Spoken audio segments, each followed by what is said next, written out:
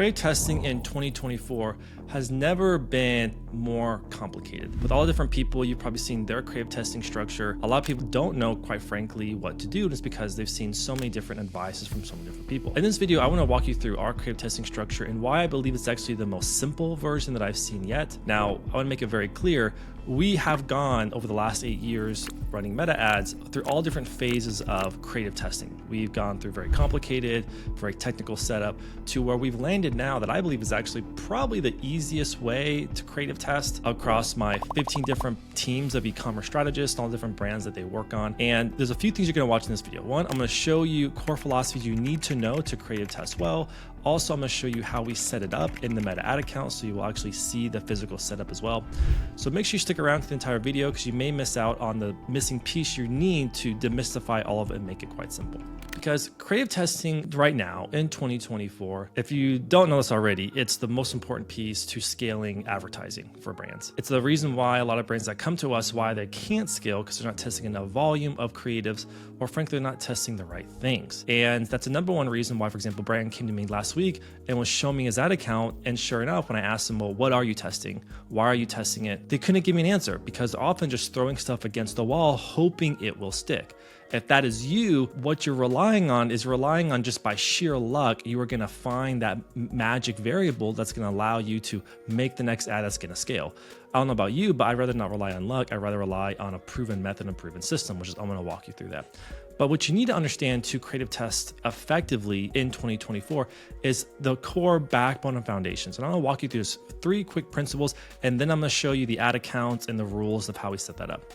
So you have to understand just how good AI really is. And I'm not talking about AI like Midjourney and AI with 11 Labs. What I'm talking about is meta platforms like TikTok and Meta and YouTube, their ad platforms, how good the AI is and understanding what's actually in the video. If you've been watching any of my videos, you know that I mention all the time that creative is a targeting, but not many people actually sit down and explain just how good that is and why that is the way it is. So for example, this actually comes from ad engineers that when you post an image, they can actually see not only what's in the image, but they break it down. They break it down into what's in the background, what is the person wearing, what are they saying, what are the words that they're saying, even image of that person, even the ethnicity. That is how good it really is. Because, for example, if you've ever run advertising for a long period of time, that is why I can take an ad for one product and I can have that product and then Meta will deliver those ads to people with different ethnicities because it understands deeply what's actually in the image. And I'll never forget this, even YouTube. I know video's not about YouTube advertising, for example, but I was talking to a YouTube manager for people that have, millions of subscribers. That's why they were telling me that, for example, keywords and hashtags and all that's not needed anymore. Same thing with on Facebook and Instagram. It's not needed because their AI understands so deeply all of the context and nuance, not only what's in the image, but what's being said and what's being said verbally, that it doesn't need it anymore because it understands what's in it and it's able to deliver what's in it to people. And that's why creative is the targeting, because at the end of the day, if you want to reach other types of people, you need to make sure it's there visually. And then those platforms will understand ethnicities, what they say, interests, even if it's humor, what kinds of humor, it will then deliver to people that have shown interest in those similar things. And so one thing you have to understand as well is why creative is targeting is, let's take this example. This is a fictitious drink brand where one ad is talking about suffering from gut health issues. Another one's talking about suffer from bloating, okay? So same product, but they're going after people that have different issues or different potential pains. Whereas gut health is going to go after people who have said they might have gut health, have been researching they have gut health, have been watching people talk about gut health, or who Meta thinks, for example, may be on that path to finding out gut health because of other markers.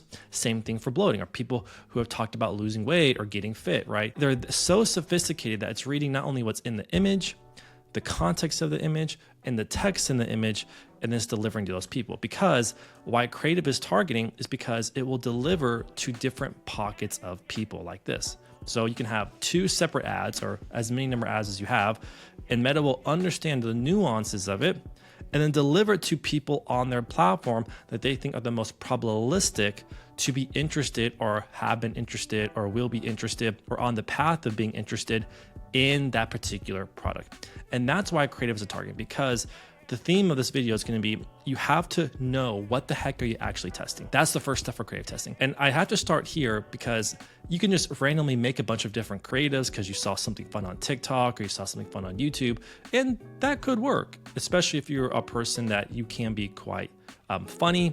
Typically funny, almost anything could work if you're actually quite funny. But when it comes to being scientific in your creative testing and actually learning from it, you have to know what you're testing. And I think that's where a lot of people, they struggle with not only what ad concepts do I make, but really what do I test? And I have to make clear, you need to start here, because until you clearly define what you're going to be testing, that's why you're gonna have so many issues on creative testing. And later when I show our account structure, that's gonna be very clear why knowing what you're testing is the first step. For example, our team, when we are creative testing, we always write out an hypothesis, what we're testing, why we're testing it, and what's the outcome we're hoping from that test.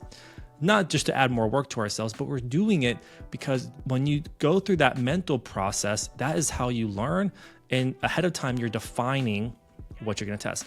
Now I want to walk you through the next few slides. I want to walk you through the typical things that my team is often testing, and that'll help a lot of you guys to think, okay, when I want to test something, how do I structure and understand what I'm going to test? So the first thing we often test is we test awareness levels. So if you've watched any of my videos for a long period of time, you know that's something that we really buy into, where you can take a product and position it to many different what they call states of awareness. And those states of awareness, Meta will then target people based off that buying journey. For example, the first stage of state awareness is people who are most aware. They already know about your product and your service. They know all the different competitors in the space. Then you have product aware, people who are aware of that there are different products out there, but they're not intimately aware of all the different competitors or different differences of products in the marketplace. Then you have solution aware.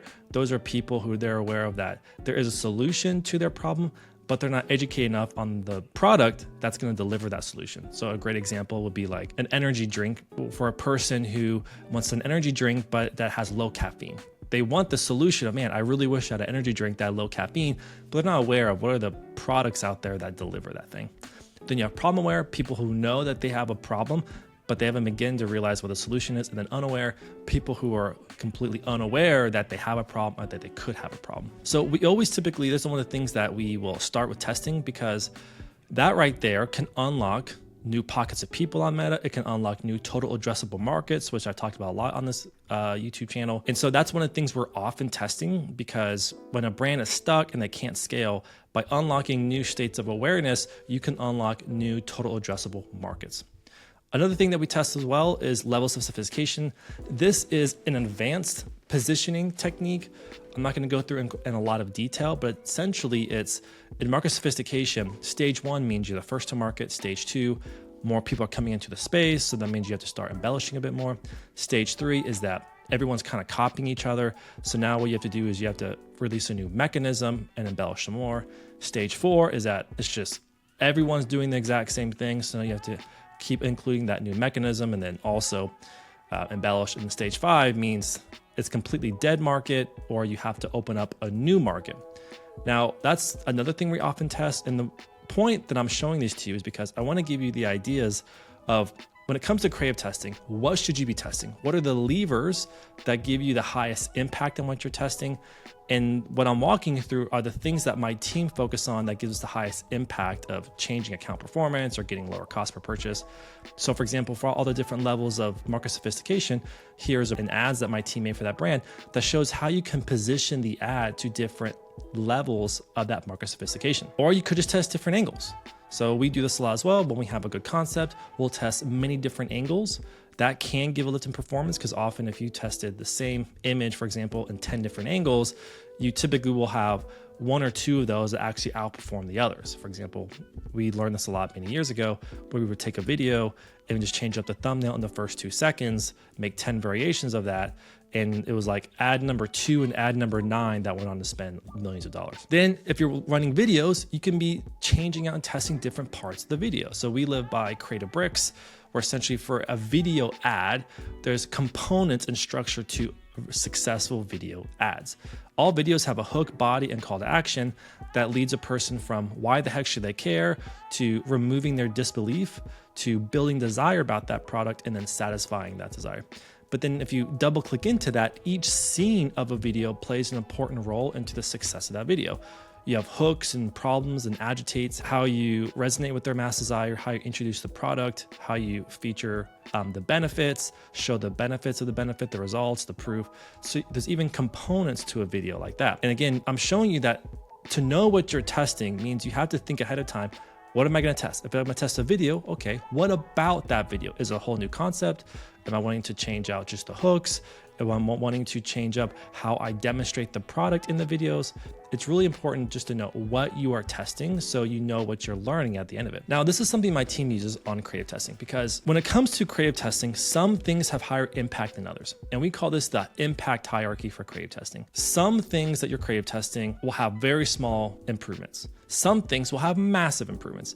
So when we have a brand that is struggling or a brand that needs to scale or they've kind of plateaued, we'll think about this impact hierarchy in terms of where do we want to start our creative testing. And that's why the theme so far has been know what you are testing. Because if you're randomly doing things, you're going to get random results. To be honest with you, I'd rather not get random results. I'd rather get predictive results. So on the hierarchy, one of the lowest things you can be testing is hooks and visual. Now, what I mean by low, I'm not saying it will not have an impact. We have hundreds of times over many years changed up a hook in our visual and it has a massive impact. I'm just telling you that when it comes to the impact on the business, the higher you go up the impact chain, typically the bigger impact it will have on the business overall. I just want to again be very clear. I'm not saying that none of these have big impacts and you can't make money from those. I'm just saying the higher you go up the impact hierarchy, the bigger impact it has on the business overall. Then you have ad concepts. Again, those can still have big differences. The positioning you use. I've shown many videos where we just changed up the product positioning in an ad and it made a lot of money. The personas you use, the product benefits you're focusing on, what mass desire you're focusing on, and the actual product itself. So this is something I like to think about in terms of if I need a really big impact, and especially if you've plateaued, hooks and visuals are going to be quite minor. They're not going to make a big impact. But I've seen positioning, personas, and desires have massive impacts, and overall having a new product is ultimately one that, for example, we just had a brand where they've been having the same products for the last 2 years, very minor product iterations, and they released a new product and now they're up 40% for the first time in 2 years. Just to show you that example, that at the top of this, a new product that brings in new life or a new mechanism to the market is ultimately the best thing that you could ever do to make a big impact on the business. But all of these can make impacts. That's just to show you the impact hierarchy. Okay, so now that you understand the concepts of creative testing, what you need to be testing, let me show you how we creative test and how we make decisions. So I've talked about this a lot on this channel. For us, we work in a graduation framework. I'll show you in an ad account in a few minutes. Essentially what we do is we are testing our ads in a testing campaign that's ABO, because we want to control the budget that goes to that testing campaign. And then we want any ads that are proven to be winners to go to a scaling campaign.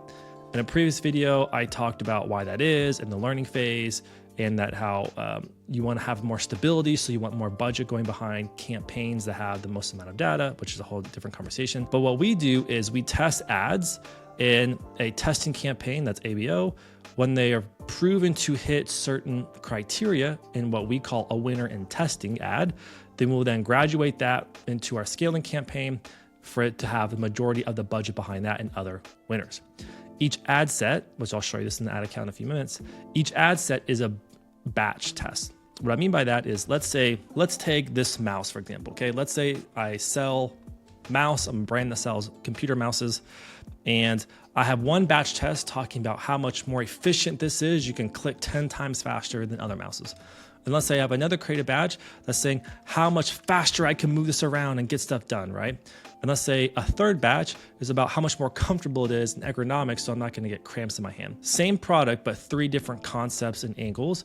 Each one of those would be a different batch, and that would be in its own ad set. And then 3 to 5 concepts are inside of that ad set. And then we run those ads, and at what budget is really up to you. And then once we have certain amount of purchases and certain CPA thresholds, which I'll show you in a second, we then determine if they are winners or losers.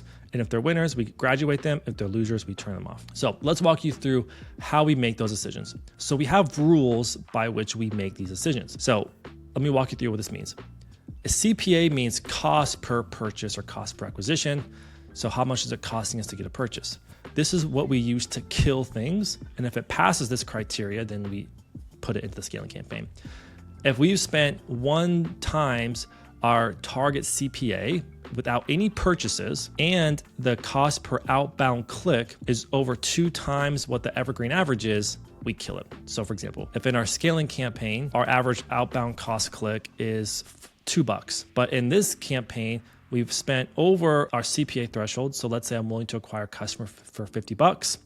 If I've spent over $50 and my outbound click is over 2 times the normal evergreen, I turn it off. So this really depends on your risk tolerance. We let ads spend just a little bit longer to give them more time to work, but we have soft signals like unique outbound click that if it's too high, we kill it because it's really hard to recover from that. But if we have spent over 2 times our target CPA, so if our target CPA is $50, for example, and we spend $100 without a purchase, we kill it. If we spent 3 times our target CPA and it's still not within 25% of what we're shooting for, we'll kill it. So here's an example. Let's say if your target CPA is $35 and it's spent 3 times that. So we've spent over $100. And even though we've gotten maybe 1 purchase or 2 purchases, but our cost for that purchase is not within 25% of what we're hoping to get. So let's say on average it's $43, we kill it. If we spent 4 times our target CPA and it's still not within 25%, using the same example, we've spent, $120, $130. It got some purchases, but the average cost per purchase is $43 and we're trying to get $35, we'll kill it. And then if we spent 5 times our target CPA and we're not at or still below our target CPA, we'll kill it. So that's the decision making that we go through because a lot of our brands, they're bootstrapped. So dollars have to mean something. It means we have to hit certain targets. And so this is a decision making criteria that we use to make sure that if we're not going to hit that target and the more we spend, it looks like we're still not going to hit that target, we'll kill it. But that's why we have that range of within 25%, because sometimes if something's quite close, like 20%, over a period of time, it normalizes, it can come down. But you have to draw a line somewhere. And that's where a lot of people go wrong is they let things run way too long. For example, I had a brand, I looked at their ad account and they started a new bunch of creative tests 2 weeks ago. And it was like 50% over their target CPA. And I asked them, I was like, dude, why didn't you kill that? And I said, oh, well, we're hoping it's going to come down. And I tell them, I was like, dude, it's been like way over 2 weeks. You spent like $3,000. I don't think it's going to come down. And you just have to draw a line in the sand. And that's the most important piece. You just have to have rules for yourself. There's many different methods out there, many different people and gurus you may look at. I'm not going to preach any one particular dogma, but what I am going to preach is that you're always going to fall to the level of your systems. You need to have a method and you need to have a system and you need to have a decision-making criteria of wanting to determine an ad to be a winner or a loser. That's the most important thing. Now let's look up the ad account and I'll show you how this works. So here are 2 campaigns. So if this is a brand, this would be our normal structure that we would be running their account. You have a testing campaign and a scaling campaign. In the testing campaign, we have batch tests. So these are whatever the business case is, different batches of creative. Normally it's around 1 product as well. So this is typically like 1 product. If you're a fashion brand, it's like 1 collection drop. This is actually a fashion brand. And for that same fashion brand piece, we have a concept talking about how it's better fitting, another concept talking about that it's the summer collection, and another batch talking about the secrets to matching. So all the same type of products, but just different concepts and angles. And we would be testing these. We'd be testing these at much higher, typically $50 to $100 a day in daily budget, but it's just 20 because I just created for this video. Here you can see here we have 3 ads, 3 to 5 ads, and that batch test 3 to 5 ads, and this batch test 3 to 5 ads. We would run those ads following the decision making that I showed you a few moments ago of when to kill ads, when to keep ads. And if any of those ads pass those kill rules, that means it's a winner in testing and we can scale that, put that into the scaling campaign. Then what we would do is, let's say if this ad was the winner, we would just take this, duplicate it into the scaling campaign, and we would have all of our top winning ads here for that particular product. So that is how you creative test. It's quite easy when you just have the rules set up. And the most important thing is what you are testing. That is why our team, while we are very good media buyers as well, we're even better creative strategists, even better marketing strategists, because to win in 2024, it's less about the ad account. It's more about the marketing psychology, the marketing fundamentals. That's why we spend so much more of our time on the concepts, the angles, the funnels, because I have brands spending 6 figures and I have brands spending $20,000 a month following the exact same method, and it works. And could there be other ways that work? Sure, but we have a proven way that has worked for us. And the most important thing is we live by a set of rules that determine when we kill something, when we scale something, and also when we move on to the next creative test. If you have any questions, let me know in the comments. We make 9,000 ads a year for brands. We're quite good at using this creative testing framework and process. And why I like it is because it makes things so much more simple. And that's what you want in 2024. What's a very simple way that I can creative test so I can focus on the highest leverage opportunities, which is ads, offers, and landing pages. I'll see you guys in the next video.